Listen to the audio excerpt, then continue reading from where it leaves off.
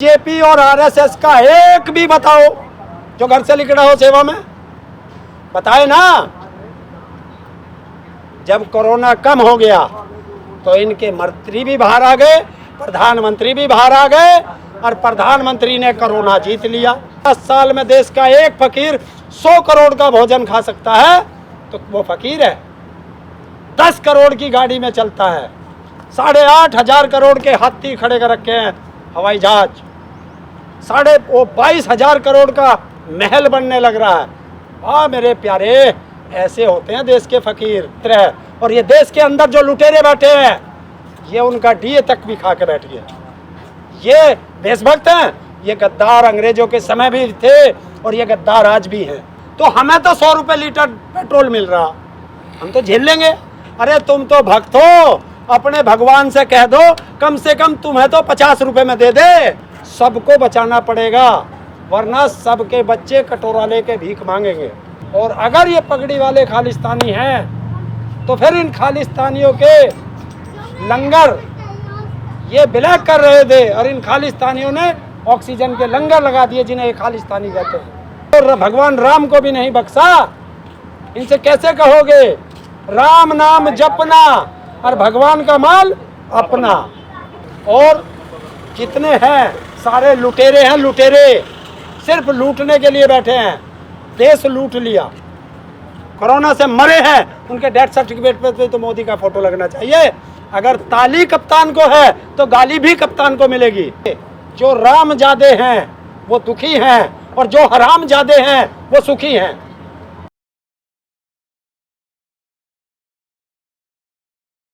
बताओ, आज आपको 7 महीने होने वाले हैं जी, तो इसके बारे में सरकार को क्या होगा? सरकार का तो डूब ही नहीं देंगी। नहीं ऐसा नहीं, सरकार के जू नहीं, सरकार के पेट में दर्द है, बस वो बता नहीं पा रही। तो इसलिए आप ये ना सोचें, और नहीं जू रेंगरी तो रेंगा देंगे। हमें भी कौन सी आफत है, हम लोग भी तो सड़क पे हैं और हम घर ना रह के यहाँ रह रहे हैं। अब तो ये गांव बन गया हमारा, तो यही रहेंगे। बिल वापसी होगी तो किसान की घर वापसी होगी, और बिल वापसी नहीं होगी तो किसान की घर वापसी नहीं होगी। और जो 7 महीने से सड़कों पर पड़े हैं, इसका हिसाब लेंगे इनसे एक एक। आ रहा 2022, उसमें उत्तर प्रदेश भी हिसाब मांग रहा है, उत्तराखंड भी मांग रहा है और पंजाब भी मांग रहा है। और यह आंदोलन की जड़ है, तीनों जगह चुनाव है 2022 में, फरवरी में। तो ऐसा बटन दबेगा इस बार, ऐसा बटन दबेगा कि इसका करंट दिल्ली प्रधानमंत्री और गृह मंत्री को लगेगा। तो ताऊ, कुछ लोग कह रहे थे कि किसानों ने ऑक्सीजन सिलेंडर रोके, ऑक्सीजन गाड़ियाँ रोकी, ऑक्सीजन और कोरोना फैला रहे हैं। देखिए, किसानों को बदनाम करने का सरकार के पास जितने हथकंडे थे वो सरकार चला चुकी। पहला खालिस्तानी, दूसरा टुकड़े टुकड़े गैंग, माओवादी, नक्सली, पाकिस्तान से चीन से फंडिंग सब चल गए, आतंकवादी तक कह लिया।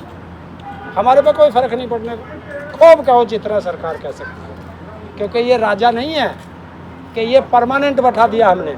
5 साल में इसको उतरना है। और जो ऑक्सीजन तो जब बीजेपी और आरएसएस के लोग जब इस कोरोना महामारी में ऑक्सीजन की, दवाई की, सबकी कालाबाजारी, ब्लैकिंग कर रहे थे, एक ऑक्सीजन का सिलेंडर लगभग 160 या 200 रुपये का आता है, तब ये लोग बेच रहे थे मजबूर लोगों को जिनको चाहिए था। किसी को 20,000, किसी को 30,000, किसी को 50,000। और अगर ये पगड़ी वाले खालिस्तानी हैं तो फिर इन खालिस्तानियों के लंगर ये ब्लैक कर रहे थे और इन खालिस्तानियों ने ऑक्सीजन के लंगर लगा दिए जिन्हें ये खालिस्तानी कहते हैं। जब देश पे आपदा आती है, ये पता नहीं ये खालसा इंटरनेशनल है, खालसा एड है, क्या क्या है, सबके नाम है, ये लोग सबसे पहले लंगर लगा देते हैं।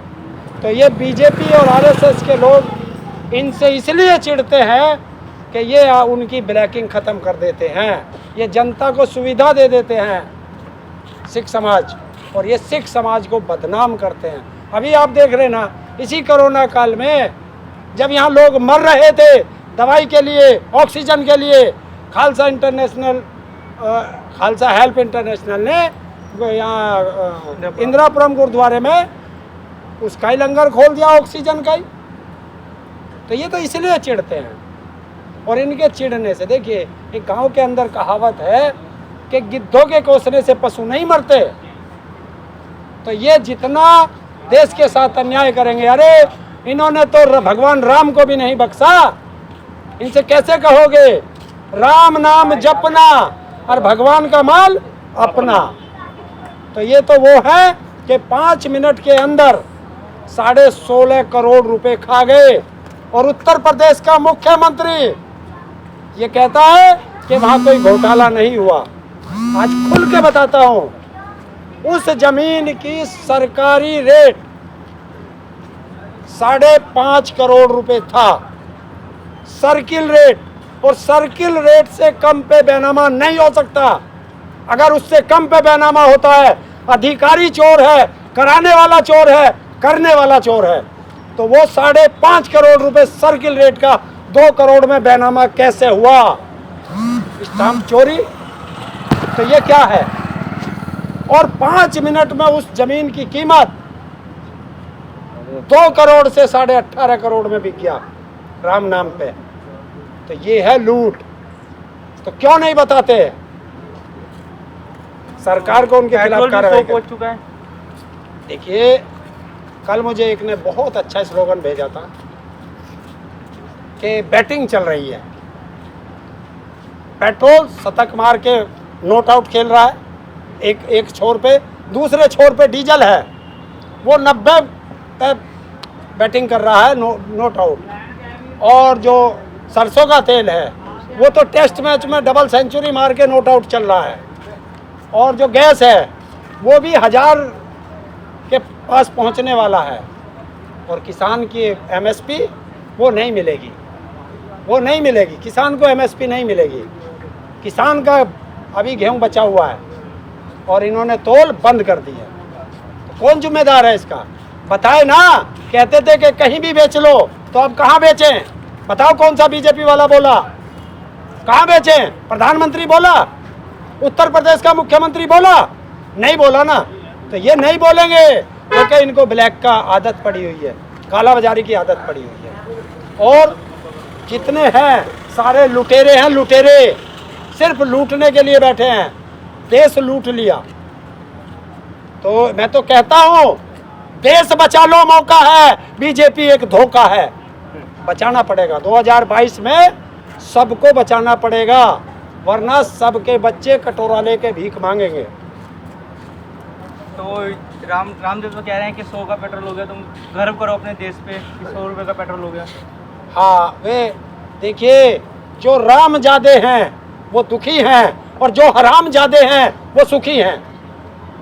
क्योंकि हम राम जादे हैं, हम भगवान राम को भी मानते हैं। और ये भगवान के नाम पर लूट रहे हैं, राम जादे हैं। तो कौन है? और आज आपको बताता हूं, ये बहुत कहते थे कि सेना का अपमान हो रहा, सेना का अपमान हो रहा। ये आए थे 1 रैंक 1 पेंशन देंगे, ना तो सेना के जवानों को 1 रैंक 1 पेंशन दी। और सेना के जवान फोन करते हैं, आप जाना यहाँ से, कोई पुलिस वाला मिल जाएगा, उससे अकेले में पूछना। माइक पे तो वो बताएगा नहीं, क्योंकि प्रोटोकॉल है, वो बोल नहीं सकते। उनसे बिना माइक के पूछना। सेना के जवान 2 साल से उनका डीए रोक के रखा है। बताए राजनाथ, वो है मंत्री है उनका, राजनाथ सिंह रक्षा मंत्री है। बताए प्रधानमंत्री कि अब सेना का अपमान कौन कर रहा है? कौन कर रहा है सेना का अपमान? उनका 2 साल का डीए कैसे रोक लिया? क्यों नहीं दिया? पुलिस वाले हैं, इनका डीए क्यों नहीं दिया? क्यों रोक रखा सेना का डीए? और ये कोई छोटी मोटी रकम नहीं है। अगर ये रकम जोड़ी जाएगी तो ये 40-50 हजार करोड़ की रकम है, छोटी रकम नहीं है। ये दिन रात वो सेना का जवान 24 घंटे इतने इतने बर्फ में खड़ा है, -50 का टेम्परेचर है, वहाँ खड़ा है तपती धूप में, इसमें जो आदमी यहाँ नहीं चल सकता वो रेगिस्तान में खड़ा है कि मेरा देश सुरक्षित रहे। और ये देश के अंदर जो लुटेरे बैठे हैं, ये उनका डीए तक भी खा के बैठ गया। ये देशभक्त हैं, ये गद्दार अंग्रेजों के समय भी थे और ये गद्दार आज भी हैं। तो योगी जी ने कहा था कि हम कोरोना से जीत चुके हैं। देखिए कोरोना से कैसे जीतेंगे, क्या किया उन्होंने कोरोना में? कोई हॉस्पिटल बनाया? योगी से पूछो, मोदी से पूछो, कोई हॉस्पिटल बनाया? आज ही खुला है गाजियाबाद का सरकारी हॉस्पिटल। लोग मर गए रेमडेसिविर, वो कौन सा इंजेक्शन है उसके लिए, और 3000 आज भी पड़े हैं उसमें। जनता को इंजेक्शन नहीं दिए, इंजेक्शन की वजह से मर गए। 167 या 367 बताया गया है, वो भी दिए प्राइवेट हॉस्पिटलों को। देश की ऑक्सीजन बेच के खा गया मोदी।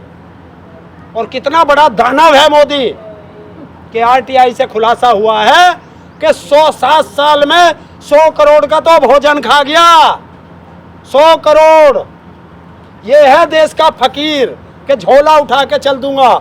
जब 7 साल में देश का एक फकीर 100 करोड़ का भोजन खा सकता है तो वो फकीर है। 10 करोड़ की गाड़ी में चलता है। 8,500 करोड़ के हाथी खड़े कर रखे हैं हवाई जहाज। 22,000 करोड़ का महल बनने लग रहा है। हाँ मेरे प्यारे, ऐसे होते हैं देश के फकीर कि जो 1 लाख का चश्मा, 1.5 लाख का पेन और 10 लाख का सूट। और मोदी कहता है मैं ईमानदार हूँ, तो ईमानदार है तो पीएम केयर फंड से, पीएम केयर फंड का मालिक तो प्रधानमंत्री है। वो वेंटिलेटर खरीदे गए हैं। किससे खरीदे? गुजरात के उस व्यक्ति की कंपनी से खरीदे हैं जिसने मोदी का सूट 4 करोड़ में खरीदा था। उससे वेंटिलेटर खरीदे हैं। और जो एक भी वेंटिलेटर इस कोरोना काल में चल नहीं पाया, जिस भी मरीज को उस वेंटिलेटर पर लिटाया वही मर गया क्योंकि वेंटिलेटर खराब हैं। तो उसमें किसने रिश्वत खाई?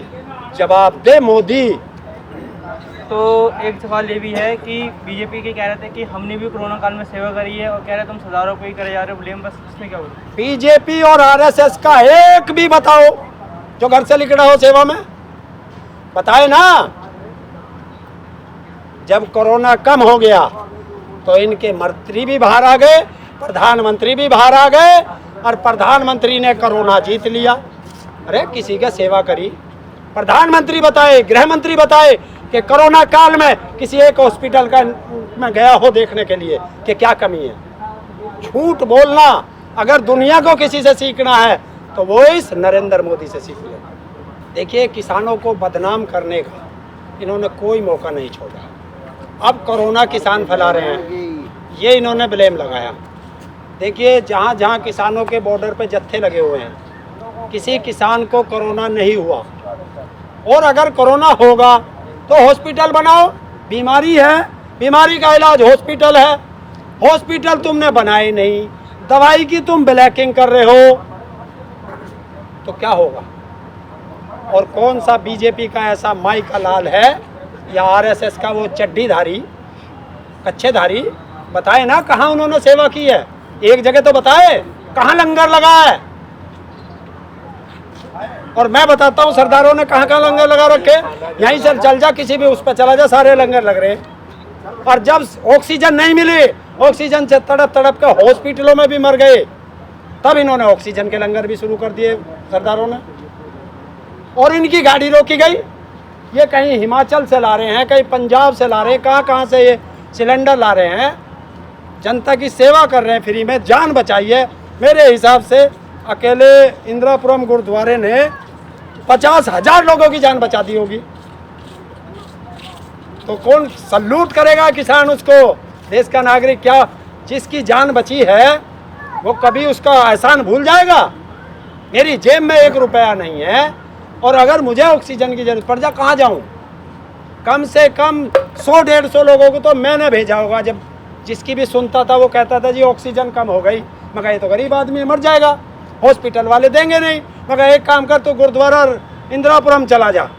अगर इंदिरापुरम गुरुद्वारे में तुम्हें कोई दिक्कत आए तो मेरे जो भी वहाँ हो, बस पगड़ीधारी हो, फ़ोन लगा दिए उसके कान के, मेरा फ़ोन मिला के अगर वो मना कर दे, नहीं भी होगी तो चाहे कहीं से भी पाइप जोड़ के तुझे ऑक्सीजन देंगे, वो देंगे। तो मुझे एक भी किसी ने ऐसी शिकायत नहीं करी कि हम लोग वहाँ गए और हमें जो है वहाँ सेवा नहीं मिली। तो सल्यूट करेगा ऐसे उसको। जहाँ ना पहुँचे सरकार, वहाँ पहुँचता है लंगर। ये है सेवा। और ये सेवा नहीं करते, चंदा लेके अभी राम नाम के नाम पे चंदा, हर आदमी के हाथ में बुक। एक तो फोटो आया कल, एक विकलांग भीख मांग रहा, इन्होंने उसकी भी रसीद काट दी राम नाम पे। और कहाँ गया वो चंदा? 1400 करोड़ तो पीछे खा गए इसी राम के नाम पे। सीता मैया रोती है, ये कैसे भक्त हैं तुम्हारे? राम से पूछ रही थी, ये कैसे भक्त हैं? इन्होंने तो तुम्हें भी बेच खाया। तो ये राम जादे नहीं, जो चंदे की चोरी करेगा वो हराम जादा है। राम जादा वो है जिसने चंदा दिया, और जो चंदे की चोरी करेगा वो हराम जादा है। खुल के कहेंगे। और जो हराम जादों का साथ देगा वो उससे बड़ा हराम जादा है। क्या इन्होंने बिना मतलब के, मुझे ये बताए योगी जी ने क्लीन चिट दे कैसे दी बिना जांच के? अरे उसका 5.5 करोड़ तो उसका सर्किल रेट है, तो 2 करोड़ में बैनामा हुआ कैसे? और 5 मिनट के अंदर 7:10 पर 2 करोड़ में बैनामा हुआ, और 7:15 पे 18.5 करोड़ में बैनामा हुआ। इतने रेट बढ़ते हैं, दुनिया के किसी भी उसमें रेट नहीं बढ़ेंगे।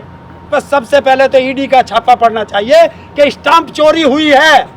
5.5 करोड़ रुपए जब उसकी वैल्यू है, तो उस पर 2 करोड़ में रजिस्ट्री कैसे हुई? यहीं आ जा। 18.5 करोड़ का तो बाद में लेंगे। तो कौन है जिम्मेदार? तो अब तो मोदी जी फ्री वैक्सीन लगवा रहे हैं, फ्री वैक्सीन को मोदी अपना घर बेच के आया, इसमें ले गए।